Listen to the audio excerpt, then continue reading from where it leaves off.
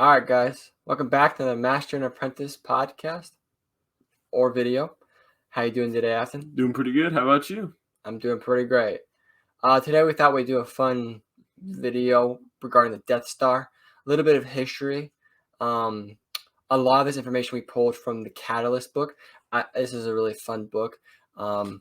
Picture here. If you're interested in reading it, I definitely recommend it. It gives a lot of this information that we get today in this video from that book. We all know the famous line from 1977, "That's no moon," regarding the family favorite Death Star. But do you know the true history behind the fun and friendly planet killer? We know the Republic was actually the one to start on the construction of the Death Star. They did this to retaliate after seeing similar plans after the first Battle of Geonosis. They were able to keep it a secret because they didn't want the CIS to find out. Yep. And you might be wondering, why would Palpatine and Dooku let them find this? Palpatine wanted the Death Star. He wanted some way to control the galaxy by fear. What better else than a planet killer, right? A freaking weapon that blows up planets.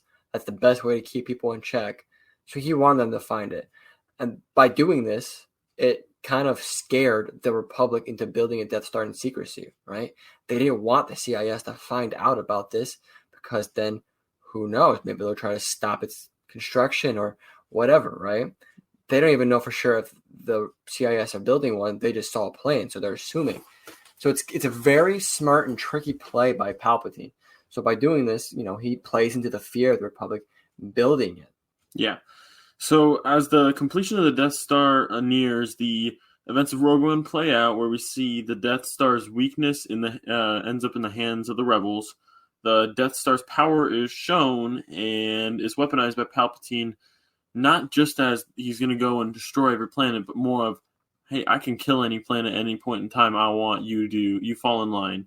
So skipping forward to the Battle of Yavin, which makes the destruction of the Death Star. Which is essentially all the history of the Death Star. When he starts the building of it in the Republic, none of the Republican, officials who knew about the Death Star, because most people didn't even know about it, right? Again, in the book Catalyst, Rogue One novel, you would find this out that no one really knew, but the people who did know, they don't look twice, right? Because it's propagandized across the galaxy. There's still CIS holdouts, so why would they stop the construction of the Death Star? And some fun facts about it. Obviously, we know it uses kyber crystal, which is a very powerful crystal that we know that is the crystal that's actually used in the lightsaber hilts. That's what powers the lightsaber, technically. It's made out of quandium steel. It's a durable metal derived from the planet of Desperate. And its cost was about 852 quadrillion credits. So it's definitely a big loss at the Battle of Yavin when it was destroyed. Obviously, millions of people died. It wasn't just like it was a battle station, right? It was a battle station, but there was people who lived there, right? Even tourists, right? It's a planet, and the Empire propagandized that it's just a planet, right? It's a station, not a battle station. So there's a little bit of history on that. If you guys got any questions, let us know. Again, picture. There's a picture of the book.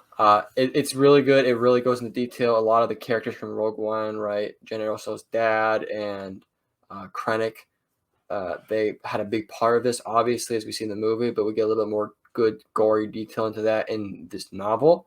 I just thought it was a really fun, thing to dive into. So again, if you guys got any questions, let us know in the comments. If you guys enjoyed this video, hit that like, hit that subscribe. If you're on podcast, hit that follow. You got anything else, Afton? That's it for me. All right. We'll see you guys in the next one. Peace.